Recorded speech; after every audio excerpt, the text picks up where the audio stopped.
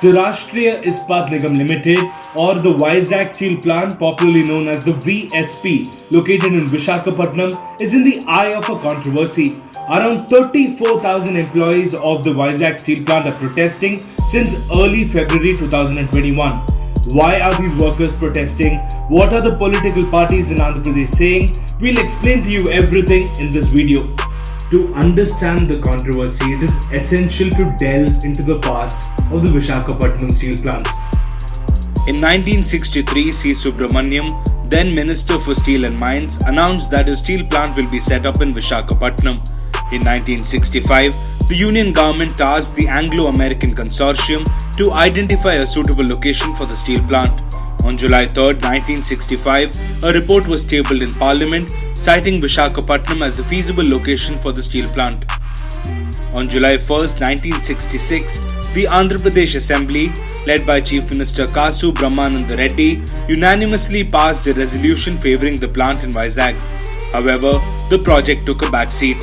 In October 1966, students from various colleges organized public meetings, a rail roko and also a hartal over the delay in implementing the project. Soon, students from across the state joined the protests.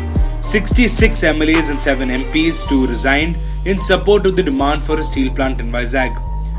In November, 32 people lost their lives in clashes when the police opened fire to quell the agitation. This caught the national headlines. Finally, on January 20, 1971, the foundation stone was laid.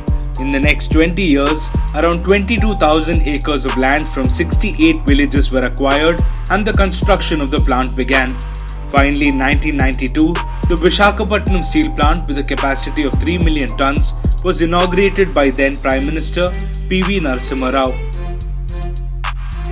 Now let me explain what this current controversy is about. Tuhin Kanta Pandey, the Secretary of the Department of Investment and Public Asset Management, recently announced that the Cabinet Committee of Economic Affairs had cleared the proposal for the privatization of the steel plant.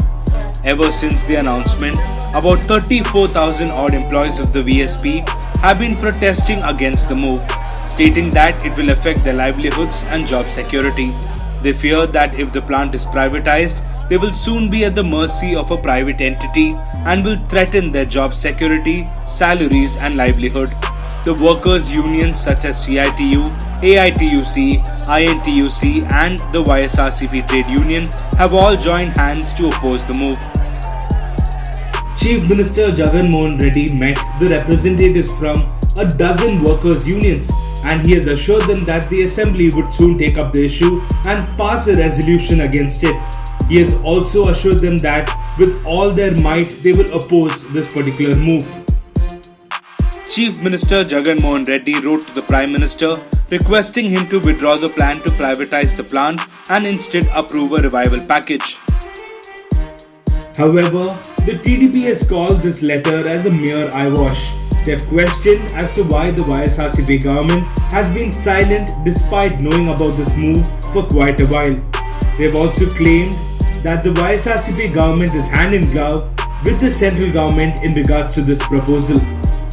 In June 2019, immediately after becoming Chief Minister, Jagan Reddy had a special meeting with POSCO, and later in October 2019 there was an MOU which was signed between RINL and POSCO, and in February 2020, Dharmendra Pradhan, Minister for Steel, had clearly stated that there is an MOU between RINL and POSCO. Even after knowing all this, a year ago, YSR Congress Party had kept silent.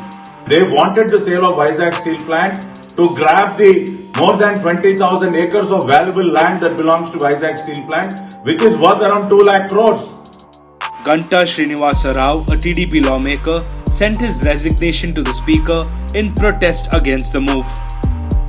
Many other steel plants in India have their own mines from where they source the raw materials. However, the Vizag Steel Plant is the only steel manufacturing PSU which does not have a captive mine. In fact, this has pushed it into a financial crisis.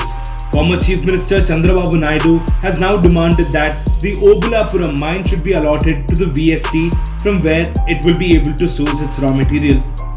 On February 20th, the YSRCP undertook a 25-kilometer Padayatra to protest against the privatization of the steel plant.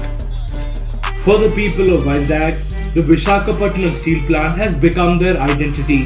They fondly claim Vishaka Ukku Andhrula Hakku, which roughly translates to Vizag steel is the right of Andhra. If the political parties are genuinely committed to protecting this plant, they should now put up a united fight. This is Paul Lumen reporting for the News Minute.